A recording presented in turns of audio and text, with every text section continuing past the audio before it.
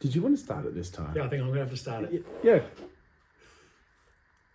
Welcome to the Sydney Property Muppets. I'm Chris, the buyer's agent, and with me forever and always is... Kurt, the real estate agent. Now, Chris, how weird does that feel saying my line? It does feel foreign off the tongue, but I think I did okay. You did. And look, I won't sue you for copyright infringements. I appreciate that. So, thank you for dropping by and catching up on this episode, everybody. A bit of a different one as per last week. Really doing like a piece on each other. This week, Kurt's going to be behind the camera. He's going to be asking me 1,001 hard-hitting questions, very 60-minute style. I'm going to do my best. I think I know a few of them. I don't know all of them. But strap yourselves in and let's go, I think. Yeah, so some of them are obviously going to be a little bit similar. But then I've done a couple doozies at the end there, mate.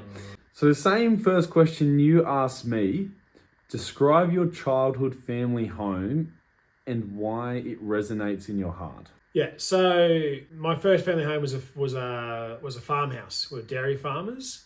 I can't remember the exact dimension, but I think it was like 10 or 12 square meters. So quite a small house.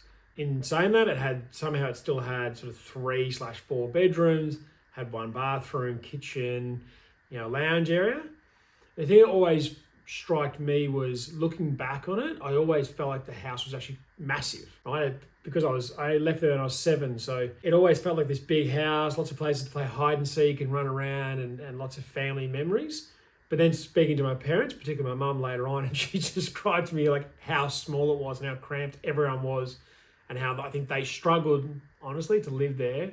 It's quite funny when you have a perspective of a child versus adults at the same time, and this direct comparison of me going, we lived in a mansion. My parents going, we lived in a shoebox. Did you ever get to go back to the home? Unfortunately, no. And the reason why is we sold the property and not too long later, either a mouse or a rat chewed through the wires of the dishwasher and burnt down the majority of the house. So I think it's been rebuilt. We've got an aerial photo. So Dad was lucky enough. We've got an aerial photo above the house at the time we lived there. Yeah. Which is beautiful. So we've got the driveway and the roundabout and where the shed was and the dam and things, because that was a farmhouse. But no, unfortunately, and I do think about driving back one day, but haven't done so. Haven't thought about knocking on the door and about inviting yourself in? No, I think I'd drive by one day, but I don't think I'd knock. Yeah. I was going to say, what smell or taste would you resonate with the home in your childhood growing up?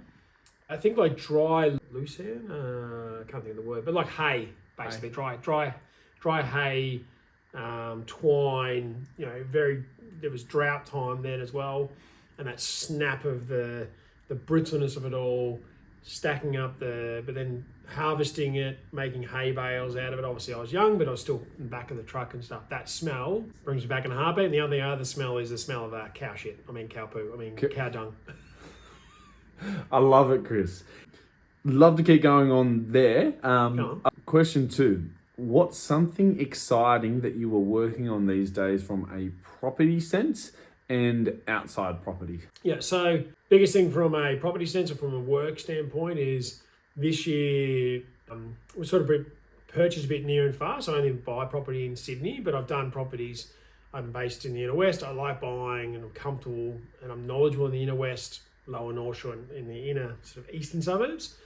But I've been doing some deals down in sort of Shireway and upper, the Hills District and so forth. And what I'm really working on is not only having that focus next year to really harness down, but looking at, touched on your point from last week, looking at the database in terms of potential clients and agent connections and trying to really flesh out those in the area, really categorizing them better.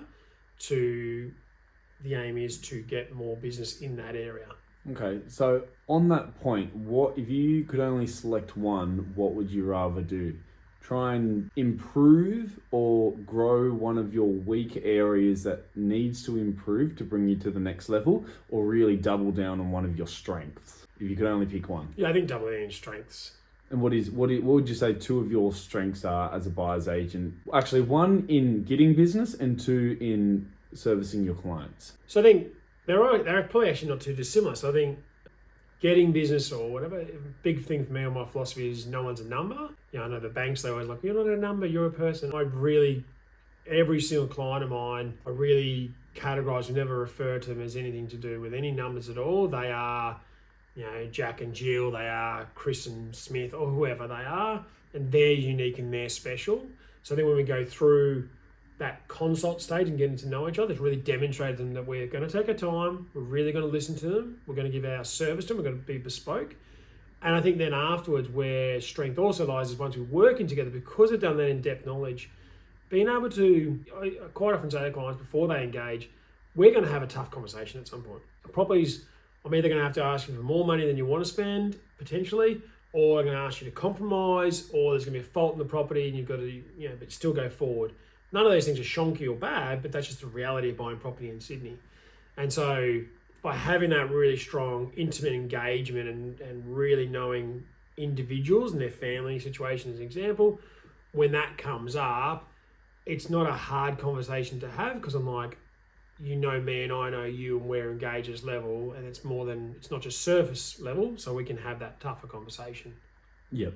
If it makes sense. No, that makes sense. I think from my perspective, looking at buyer's agents, often you'll see the spiel that we can buy a house cheaper, we can get it for you cheaper, even if it's a good property, we can get off markets, X, Y, and Z. Yep. I still think the biggest advantage a buyer's agent has is if there was no off markets and it was all on REA and Domain, at the end of the day, that client is going to have a home within 4 to 8 weeks.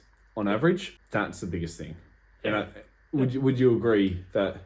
Yeah, I think the biggest thing I talk to clients, there's all those other benefits, off market, negotiate, but the biggest thing I say to clients is peace of mind. Right, we're going to find a property in the right amount of time, we're going to negotiate well, but I'm going to give you peace of mind that this is a good property, and I'm also going to give you peace of mind that we've avoided the wrong properties. Yep. So probably didn't really nail the property question in terms of what's something exciting, but I think we'll move straight into what's something outside of property, and that's my fault, exciting outside property that you're working on, that's something that, might not be a specific goal, but what's something that's gripped you that you would love to work on or working on? Yeah, I think it's mental health. It's working on not only my own mental health and really taking a proactive step in doing so, but also working with my kids, making sure that their mental health is a priority. So I do a lot of reading, a lot of podcasts, I do a lot of bouncing off ideas, I implement some of those into it, and I'm always looking to do it better. I'm always like, well, I'm not perfect, and they're not perfect, and the way I'm parenting not perfect, so how can I get better?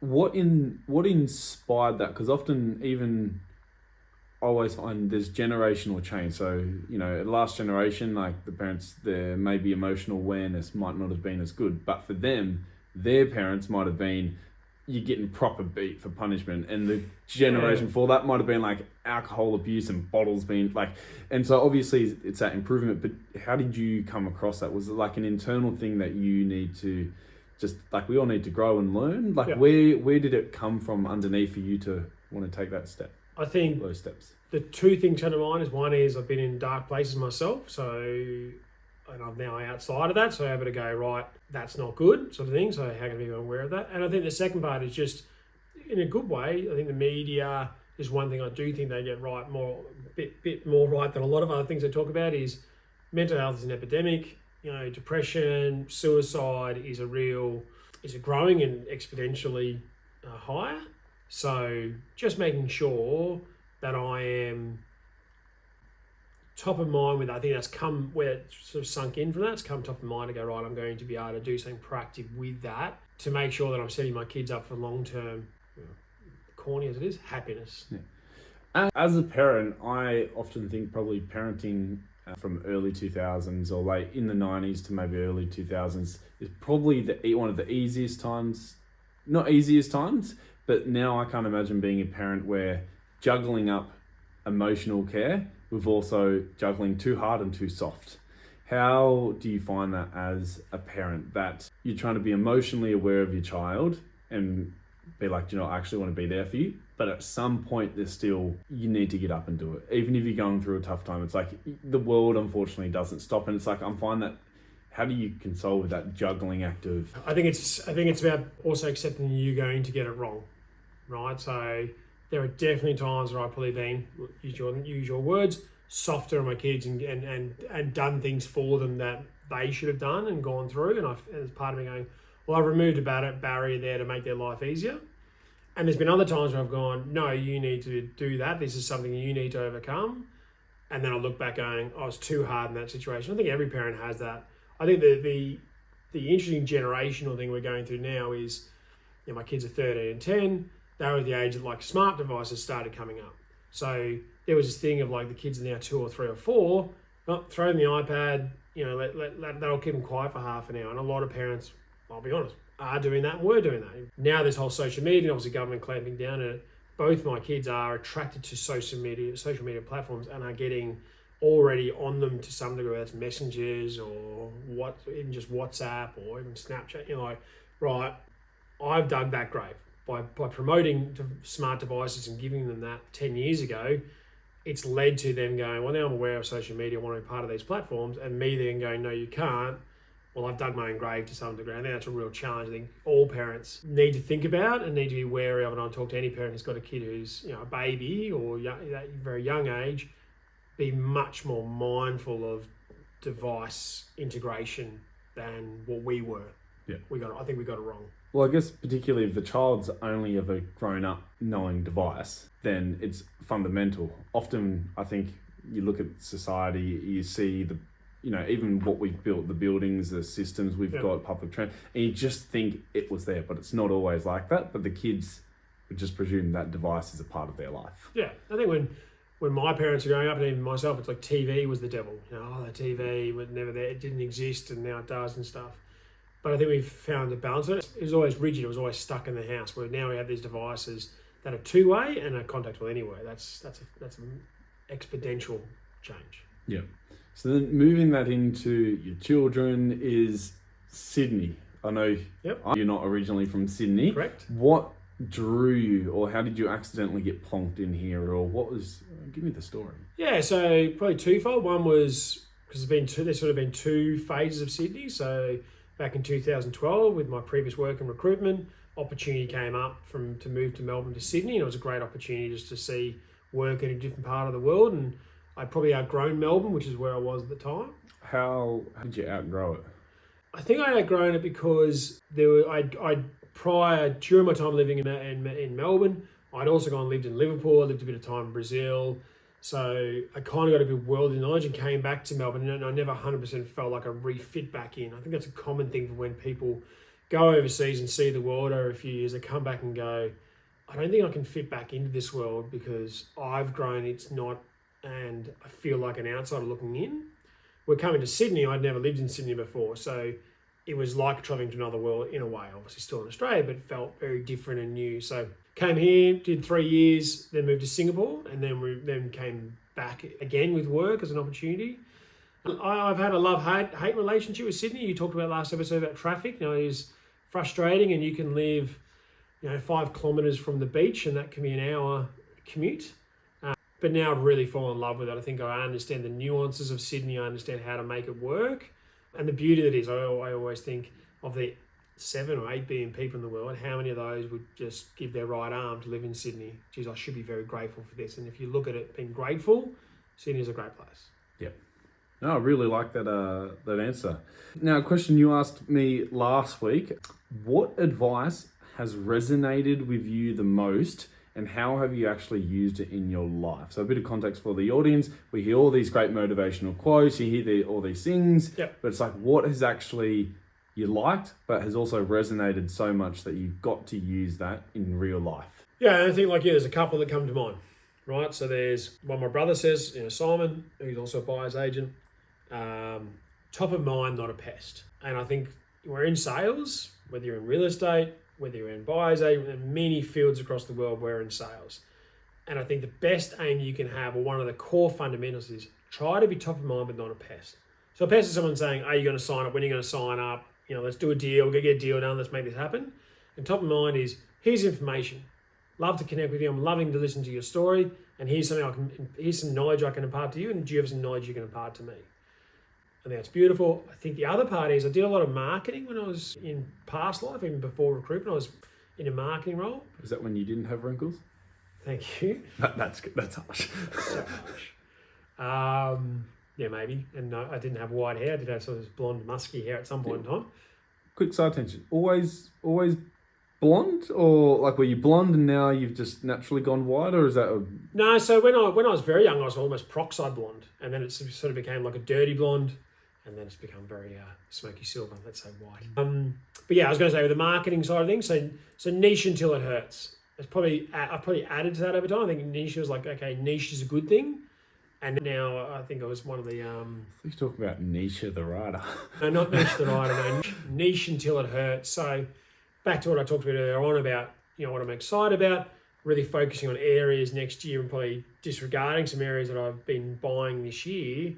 That's probably going to hurt. The initial phase of almost rejecting business that I've been getting and then focusing here. But I know that's going to pay off more by being more niche, and it's going to hurt, but actually it's going to pay off not only in terms of potential deals and properties and so forth, but also know the exponential growth will be far faster in that way. Yeah, I think from my side, in a real estate perspective, you heard stories, you've heard people talk about, and other areas as well, about being specific. But I think it's that people don't want to burn off what they've got because of the afraid of being like, we're going to lose business, we're going to go down, are we actually going to grow? Yeah. And I think that's why some people don't do it, because we're afraid to take that risk. Yeah, I used to manage people in recruitment, and when we grew too big, we would take someone's market and cut it in half and give it to somebody else. And the person would go, but that's going to affect my bonuses, my career path. But every time, as long as the person bought into it, they actually did better the following quarter by working in a smaller patch than what they'd done previously. Yeah. Well, I think it's that it used to be, I think, a lot of width and little depth, because you're trying to cover all these people. But now that the market's saturated, whatever it is, because of social media, it's better to actually be a smaller width, but 100 feet deep.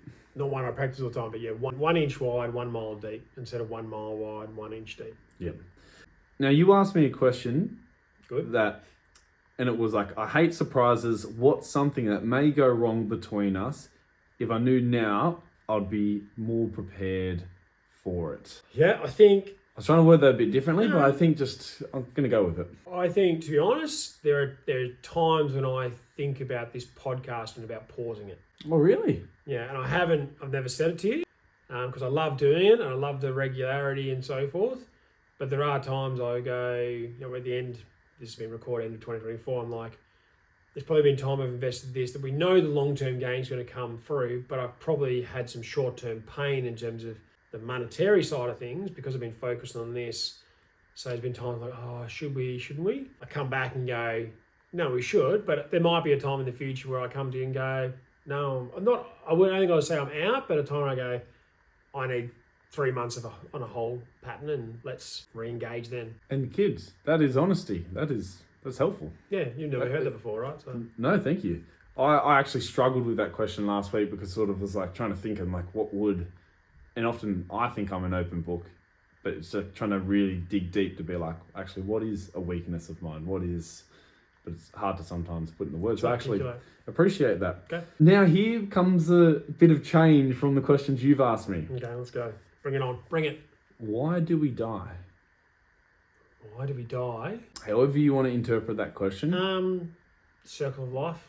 I think we start as something and we're going to go back into the earth or into the world. We come from stars. So why do we die? I don't think you can be philosophically about it, philosophical, but I think I'm more accepting again, that's just the way it is. Yeah. It's funny that you mentioned that we come from stars, because I remember when I was 5 and my aunt or nanny or whatever told me, oh, when you die, you become a star. And my thought was like, that's going to be hot. It will be hot. We've all come from a star, right? Yeah, no, that I believe. No, from science, but it's true. Well, yeah, no, but some people might think it's.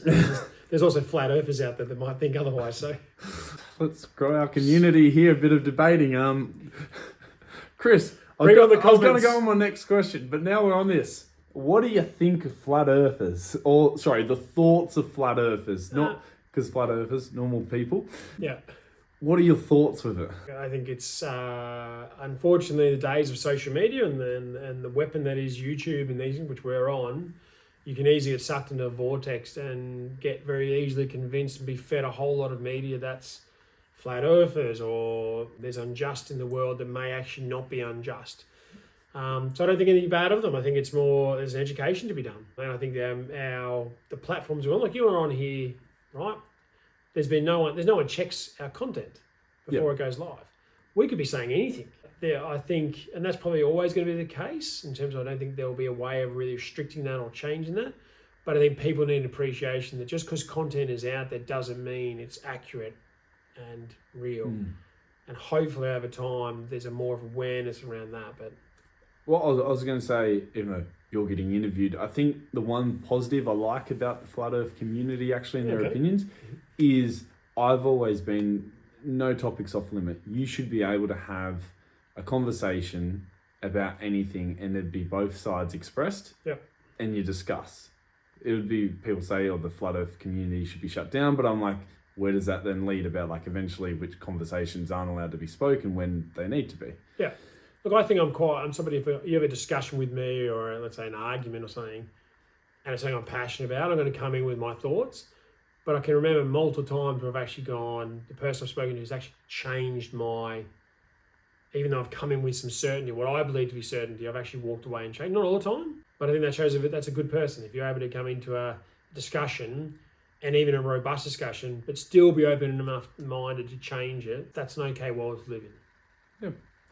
Yeah. What regret do you think you will have when you're in your 80s that you'll be okay with? Regret? Don't know that I have a regret. Got me stumped there. Well, I'll give you one in this much review. It's like, I would have loved to be an Ed Sheeran and know that, you know what, I probably could have chased hard. I could have probably started music earlier if I had found that passion earlier. But I would also get to the end of my life and be like, you know what, there was lots of other things I wanted to do as well, and I'm okay with it. Yeah, I mean, probably don't know what it would have been, but I feel like as a child and teenager growing up, I never quite found that hobby that really spoke to me.